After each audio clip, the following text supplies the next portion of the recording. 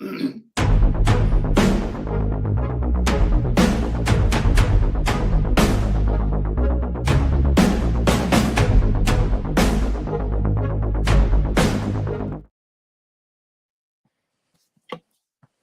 everybody. Good afternoon. And here we are once again on a Monday after a busy weekend on Bro and JK's BRISnet play of the day. What's up, John? What's up, Fred? Just trying to cool down after that weekend. What a weekend it was, I'll tell you that. Well, it was a great weekend of racing. We talked about yesterday in our wrap-up show about the winners, how it shapes up. Obviously, the standings are going to be available to look at all over the place in the upcoming days to see where the standings start to shake out. Now, next weekend, it won't be as busy as this weekend. Next weekend, we have the Tampa Bay Derby, which is obviously a big Derby prep, and then only the San Felipe at Santa Anita. Those are the only two Saturday Derby preps that I'm aware of, John. Yeah, it usually goes like every other weekend. It gets great, and then it's not a bad weekend. You got Tampa Bay Derby and the San Felipe. So I mean, you're not being without great racing. So I was just saying, compared to last weekend, we had all those races prepped for the Oaks, preps for the Derby, a race on Sunday.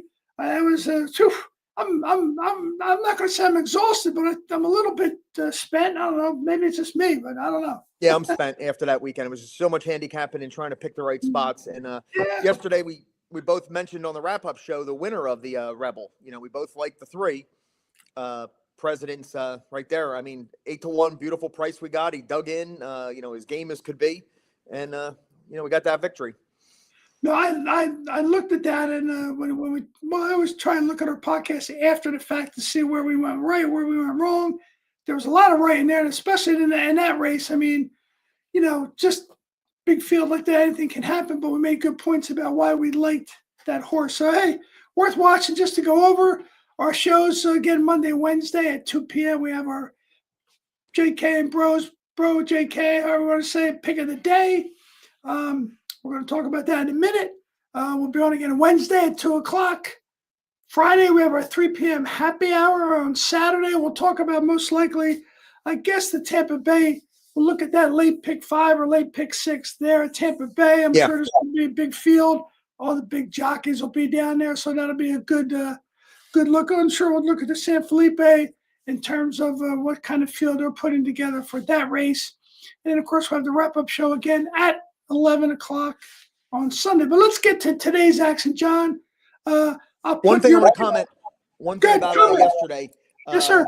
You always hear horse players moaning about, bad luck, how they, messed up or whatever. Well, horse players don't moan, do they, John? Really? They moan about everything, and I remember all the bad beats, all the mistakes, everything. But you seem to forget, when something good happens to you, and it did happen to me yesterday, miraculously. Oh yes, because everybody singled Explorer in that late pick 5 at Oaklawn, and everybody, their mother was alive. If Litmus test won, then the pick 5 would have been, $100. But we needed the 3 to give us a chance at a will pay that would be, worthwhile. And they actually were better than I thought with that 3 winning. We were covered by, a bunch of horses in the last leg. And then when I went and looked at the 6, I'm like, I have no idea why the 6 is on this ticket. I went back and looked. He was a 1% equine edge. Yes. Nobody I heard even mention the horse's name.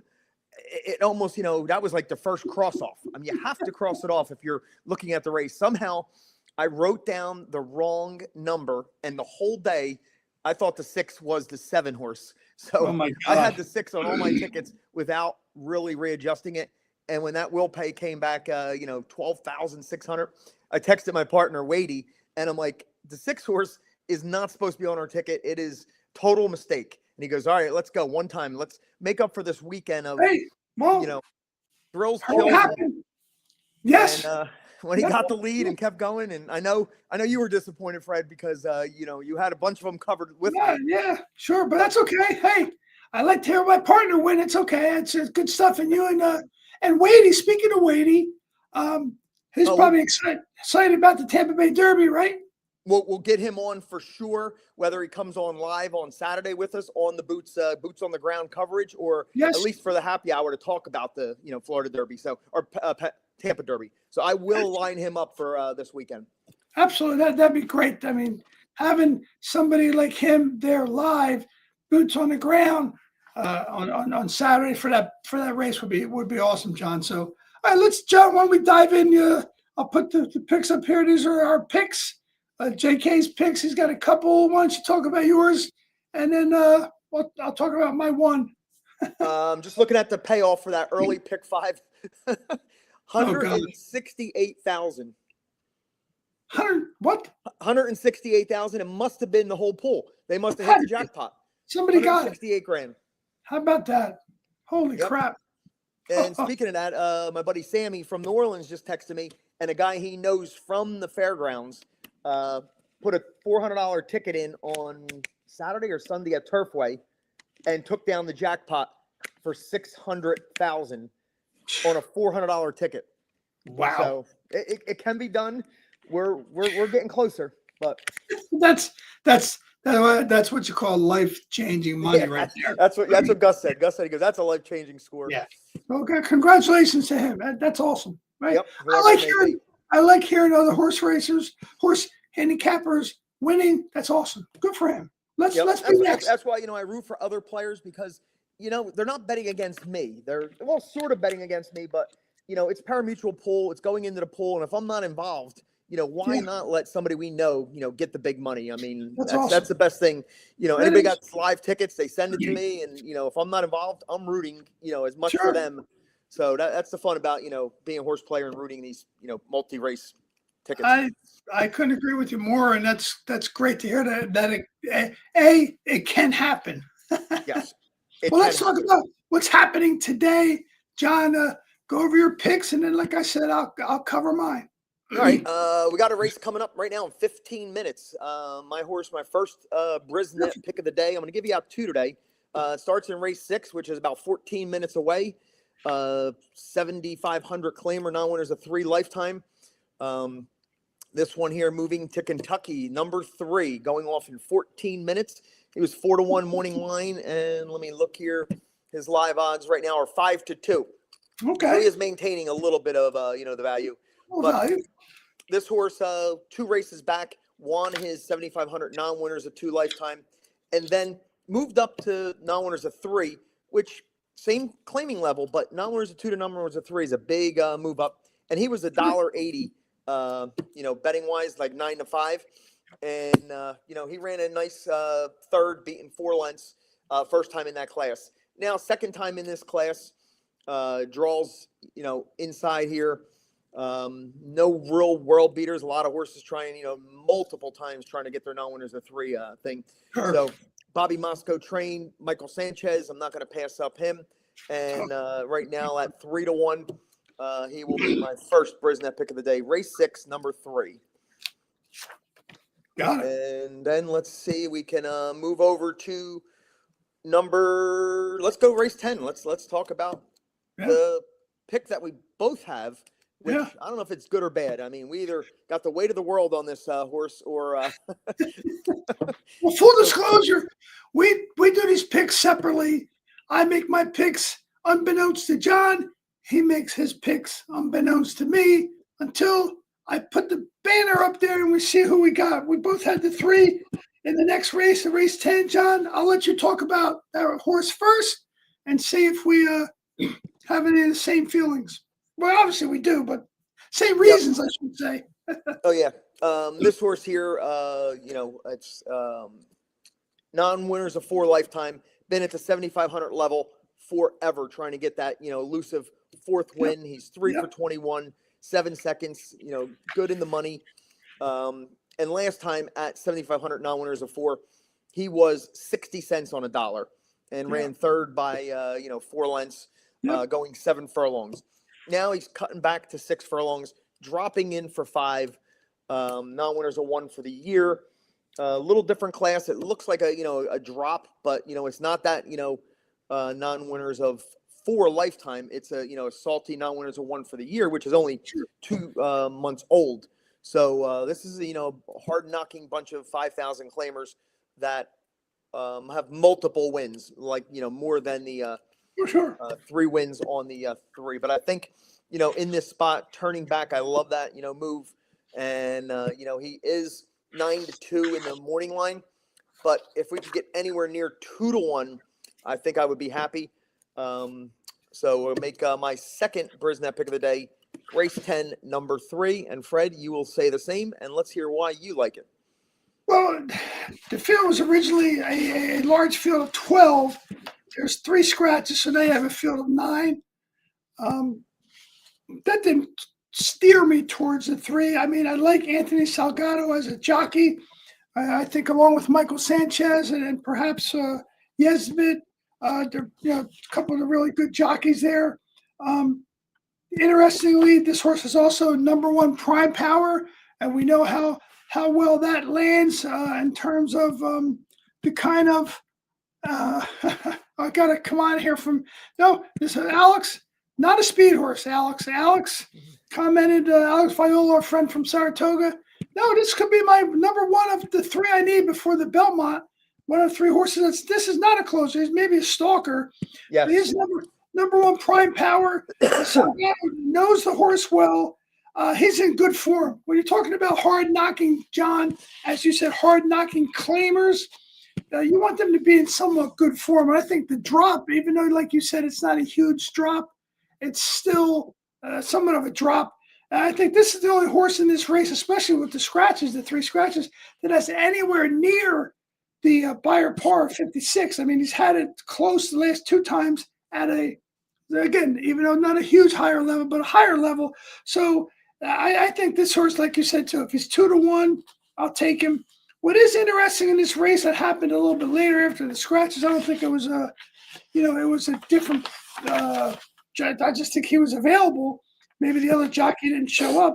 But on the number 11 horse, Bad Temper, the original jockey was listed as Jeriel Catala. And now you got Ruben Silvera on a horse that the morning line is 8-1. Closed pretty well. And Alex, listen up. Closed, I'm using the word closed, pretty well in a race that at this level that he raced in last time was a little bit shorter. So perhaps another half a furlong, perhaps Ruben Silvera gives that horse a chance. That's the 11 horse, but my pick's still solidly on the 3, John. Also, you talked about Equine Edge, which as you are becoming more versed and familiar with BRISnet. Of course, I love BRISnet, BRISnet.com, one of our sponsors. Certainly got to keep them in mind because they are the handicapper's edge. The number 1 prime power is the number 3 horse, but Equine Edge, when the scratches came up, and I've learned to do this to check that Equine Edge, John, after the scratches, because that horse went from 16%, meaning the 3 horse, to 26%. Yep, they adjust on the fly. That's why I love them. They're live in real time, so that's a big difference. That's a big jump. Still, the number 1 prime power got even better, though, as far as BRISnet goes, with the scratches of those 3 horses. So I agree with you, John. I think the 3, we can like the 3 for a lot of reasons. So let's get this horse home. The 2 horses from Parks that you have going off in a few minutes. What's the update on your horse, John, in that first leg, the first race? First race, let me see the updated odds here. I just got logged out of Naira. First race, we have 3-1, holding nice at 3-1. Oh, so nice. I did start a new pick 5 later, late 5, and I did use really. Oh wow! I did use 5 horses. Shocking. Yeah, shocking. Got to take some of my winnings that I left in the account. As soon as it was in my account yesterday, I withdrew almost all of it. I mean, I got to get it in my bank before the monopoly money takes over. So we're holding at 3-1 right now. I did use 2, 3, 4, 7, and 12 in the pick 5 to get through this leg. So okay. All right. Okay. And one more pick later today. If any of these parks do anything, playing a later pick 5 at Turf Paradise. And I'm going to single in the last leg. If I could get there to my single of the day there, it's Turf Paradise, race number 8. A lowly 4 claimer at Turf Paradise. I mean, you're really asking for trouble there. So I'm on the number 5 horse. He's 4-1 morning line. Shackelford Strong, Turf Paradise, race 8, number 5. And he was running, in 8 claimers and even tried a 16K starter allowance. Just a little too tough for him. He dropped to this level 4 claimer last time, and he was, 4-1, and he ran a respectable 3rd. So I think second time in this class is the time to catch him right now, and hopefully get somewhere around 2-1, and hopefully that's my last leg. Will pay pops up for the 5. So race 8, number 5, my second BRISnet, third BRISnet pick of the day. Wow, I got a lot today. Hey, that's great. Listen, we want to see those 3. BRISnet's here for a reason, and we want to make sure we get them up there. So, John, we got another note from Alex. Canaletto runs on Saturday. Okay, that's the horse that Alex liked. I mean, that was a strong horse. Broke. I think we had that horse. I know on our show we talked about that horse, Canaletto. That horse looked really good. I think it was a 9 horse. That was number 9 horse in the race that it won last time out. So I guess I haven't looked at the horses yet that are in the Tampa Bay Derby. Maybe Canaletto must be in the Tampa Bay Derby. That's a good horse. We'll see. We'll keep an eye on it. All right. Well, John, listen, good luck. How much time for your first BRISnet pick of the day? 6 minutes. Okay. And one last odds check, 3-1 before we leave. So Okay. There's really no clear-cut favorite, so hopefully get this 3-1 home. Well, I hope so too, and I hope that all our viewers have good luck today. We wish them good luck. I want to thank our sponsors again, Case's Pork Roll, and also thank the Vape Shop, as well as our big sponsor, BRISnet.com, the Handicapper's Edge. They have a wealth of information. It's certainly worth your while to check into BRISnet.com and see what they have to offer. They have a lot to offer, some information that you're not going to get from other handicapping sources for sure. So check it out, BRISnet.com. And as we always say, John, bet smart, cheer hard.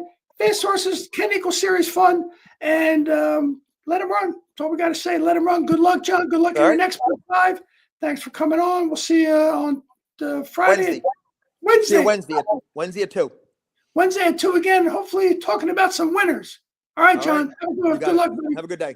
Bye-bye.